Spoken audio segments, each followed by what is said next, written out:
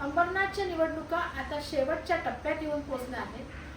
प्रभाग क्रमांक 20 मधून अनिता संजय आदक या निवडणुकीच्या रिंगणात उतरल्या असून बीजेपी तर्फे त्या निवडणूक लढवित आहेत. आपण आता त्यांच्याशी संवाद साधत आहोत. नमस्कार अनिता. बरं, काय सांगाल, निवडणूक कशी वाटते?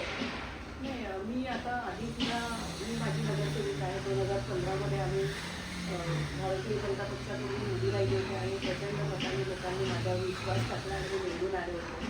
2020ला निवडणुका व्हायच्या होत्या, पण कोविडमुळे त्या पुढे आणि आता त्या त्याच्यामुळे आम्ही 10 वर्ष सतत या कामामध्ये, या प्रभागाचा विकास करण्याच्या कामामध्ये आहोत. बरं, तुम्ही माजी नगरसेविका आहेत.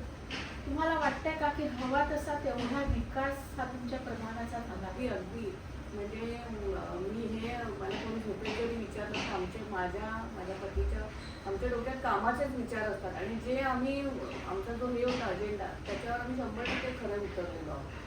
म्हणजे 2015 पूर्वी प्रभागाची अवस्था फारच वाईट होती. आम्ही आल्यानंतर रस्ते, लाईट आणि हायलाइटेड आमचं काम म्हणजे आम्ही अटल जे सूर्योदय उद्यान आहे, की सूर्योदय सोसायटीची एक मोठी मैदानाची जागा आहे, तिच्यावर आम्ही काम सुरू केलं. 2019मध्येच त्याचं आम्ही म्हणजे विकास करून तो ट्रॅक सगळ्यांसाठी, म्हणजे जॉगिंग ट्रॅक, मैदान सगळ्यांसाठी उपलब्ध करून, जे आधी तिथे डम्पिंग ग्राउंड होतं. म्हणजे लोक कुठे बिल्डिंगांची कामं झाली, काय झाली की तिथे आणून टाकत. माझ्या शेजारीच एवढं सुंदर मैदान आहे, पण त्याचा उपभोग कोणाला करता येत नव्हता, कारण तशी कोणी इच्छाशक्ती दाखवली नसेल. पण ते आपण म्हणतो ना, आपण फिरताना आधी सगळं विजन घेऊनच फिरत होतो की झाल्यावर आपल्याला काय काय करायचं आहे. त्याप्रमाणे 2020मध्ये तो म्हणजे निवडून आल्यावर आमचं पहिलं ते सुरुवात झाली. 2017-18मध्ये काम सुरू झालं आणि ते सर्वांसाठी खुलं झालं. त्यानंतर आता त्याच्यावर आणखी सुंदर कसं होईल त्याच्यासाठी त्याचं नूतनीकरणाचं काम आता सुद्धा सुरू आहे. त्याच्यासाठी आम्ही भरपूर प्रयत्न केले आणि ते काम आता सुरू आहे. आता तुमच्या ह्या सर्व कामाच्या याच्यामध्ये तुम्हाला साधारणतः काय चांगले वाईट असे काय? मला तर चांगलेच अनुभव आलेले आहे, कारण माझ्या इथली माझी लोक म्हणजे असं माझं एक कुटुंब आहे. म्हणजे एक तर सगळ्यांच्या इतक्या शुभेच्छा आहेत माझ्या पाठीशी आणि काम हक्काने जेव्हा माणूस सांगतो ना, तेव्हा त्याला ती शाश्वती असते की हा माणूस माझं काम पूर्ण करेल, तेव्हा ते आम्हाला हक्काने कामं सांगतात. त्याच्यामुळे माझ्या सगळ्या कुटुंबावर, म्हणजे जो माझा प्रभाग आहे ते माझं कुटुंब आहे, त्याच्यावर पूर्ण विश्वास आहे. त्याच्यामुळे त्यांनी मला आता काही गोष्टी आता थोड्याशा अजून मला वाटतं मी CC रोडच्या बाबतीत 90% सांगितलं. आता सुद्धा काम सुरू आहे. 90% आपण प्रभागात CC रोड केलेले आहे. लाईटच्या समस्या पण बऱ्यापैकी म्हणजे पूर्णच केलेल्या आहेत. ज्या ज्या समस्या होत्या त्या आपण शेवटाला नेलेल्या आहेत आणि त्यामुळे लोक परत माझ्यावर नक्कीच विश्वास ठेवतील. बरं, तुम्ही एक महिला आहात, तर महिलांच्या पण बऱ्याचशा काही समस्या असतात आणि महिलांचे काही विषय असे असतात की त्या महिलेजवळच बोलू शकतात. तर असे साधारणतः कुठला अनुभव आला का, किंवा इव्हन तशा दृष्टीने आपल्याला काय करता येईल, किंवा महिलांना त्यांच्या पाठीशी उभे राहण्यासाठी त्यांना आर्थिक पाठबळ किंवा बाकीच्या त्यांच्या काही बऱ्याचशा काही समस्या असतात. तशा समस्या म्हणजे तसं थोडंसं एज्युकेटेड क्लास असल्यामुळे आमच्या महिला बऱ्यापैकी सक्षम आणि स्वाभिमानी आहेत. पण त्यांच्या काही छोट्या गोष्टी असतील, म्हणजे प्रभागातल्या काही अडचणी असतील, तर त्यांना नक्की माझ्याकडे बोलून जातो आणि त्या मी काही 100% सोडवण्याचा पूर्ण प्रयत्न करते. सुरुवातीला काही म्हणजे वर्षांपूर्वी थोडंसं चॅटिंग वगैरे हा प्रकार चालायचा, पण त्याच्यासाठी आम्ही प्रयत्नपूर्वक, म्हणजे आपल्या इथे नगरपालिकेत CCTV ची रचना नव्हती, तर आम्ही प्रभागामध्ये पहिला असा हा वॉर्ड असेल की तिथे CCTV लावले. बरं, लावले म्हणजे कसं लोकसहभागात, म्हणजे तिथल्याच काही लोकांना बरोबर घेऊन तुमच्या चौकामध्ये आपण कॅमेरा लावतो, त्याचं फक्त फुटेज वगैरे कोणाच्या तरी याच्यात ठेवू अशा प्रकारे. त्याच्यामुळे ती सुद्धा आपण जी चोरी वगैरे होत होता त्या तर आता आम्ही झिरोवर आणलेल्या आहेत, कारण जेव्हा CCTV आहे हे माहीत असतं तेव्हा तो प्रकार नक्कीच. आणि त्याच्यामुळे पोलिसांनाही भरपूर वेळा मदत झालेली आहे आमच्या त्यामुळे. आणि बाकी पण ज्या महिलांसाठी आपल्याकडे ज्या गोष्टी उपलब्ध होतात त्याचा आपण पूर्ण इथे महिलांना सांगतो. ज्या ज्या योजना आपल्याकडे केंद्र शासनामार्फत, राज्य शासनामार्फत येतात त्या सगळ्या आम्ही महिलांना सांगत असतो. म्हणजे तुम्ही केलेल्या कामांवरती तुम्ही समाधानी आहात आणि त्याच्याचबरोबर इतके मतदार देखील समाधानी आहेत असं तुम्हाला वाटतं? समाधानी तर आहेच मी, मतदार सुद्धा असतील, पण आणखी काम करण्याची जी जिद्द आहे ती उराशी आहे. किंवा आपल्याकडून लोकांच्या आणखीनही अपेक्षा आहे. आता बेसिक करतोच आहे, पण पुढे आणखीन काय? कारण आता प्रभाग कसं- वेगळा होण्यासाठी आपण काय करायला पाहिजे? महिलांसाठी असेल, मुलांसाठी असेल, तरुणांसाठी असेल, काहीतरी वेगळं करायचं आहे. म्हणजे जसं एक चांगली अद्ययावत अशी लायब्ररी असावी, चांगली अद्ययावत अशी व्यायामशाळा असावी, जिथे मुलं मैदानाचा तर विषय आम्ही मार्गी लावलेलाच आहे. परत महिलांच्या ज्या छोट्या छोट्या समस्या असतील त्याच्यावर कसं आपल्याला निवारण करता येईल. मेन म्हणजे आरोग्याच्या समस्या असतात. आमची शोकांतिका आहे की आमच्या अंबरनाथ शहरामध्ये कुठलेही शासकीय हॉस्पिटल आहेत, पण त्या सुविधा तितक्याशा इथे नाही आहेत.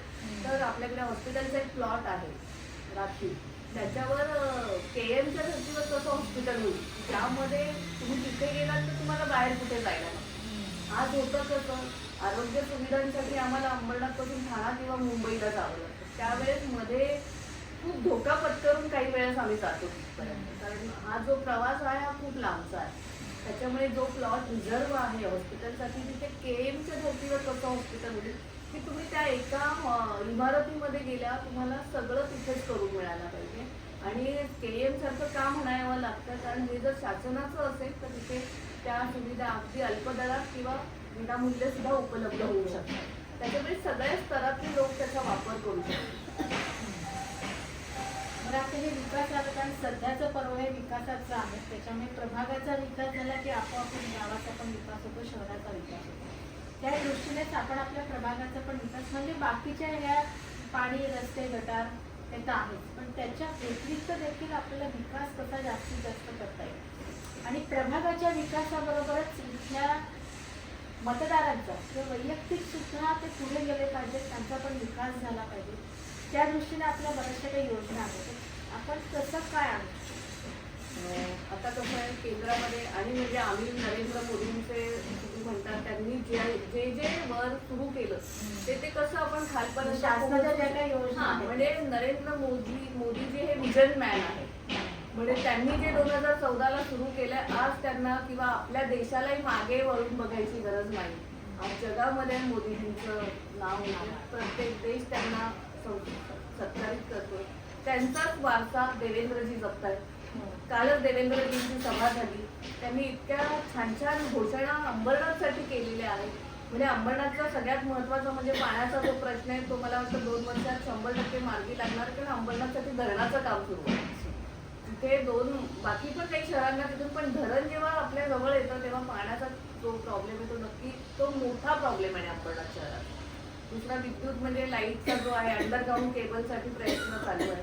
म्हणजे देवेंद्रजींनी सांगितलंय लाडकी बहीण योजना कंटिन्यू राहणार आहे. जे काही अपप्रचार त्याच्याबद्दल, त्याच्यामुळे महिलांनी अगदी निश्चंक राहावं. म्हणजे तुमची जी योजना चालू आहे त्यातली कुठलीही योजना बंद होणार नाही. आणि ज्या ज्या शासकीय योजना आपल्याकडे आलेल्या आहेत त्या तुमच्यापर्यंत आम्ही नक्कीच पोहोचू, नगरपालिकेच्या माध्यमातून म्हणा किंवा डायरेक्ट. आणि केंद्र सरकारच्या ज्या आरोग्य आयुष्मानच्या ज्या आहेत योजना, आयुष्मान भारत ज्याच्यामध्ये 5 लाखापर्यंतचा विमा आहे, बऱ्याच आपल्या नागरिकांना आपण त्याच्यामध्ये समाविष्ट करून घेतलेला आहे.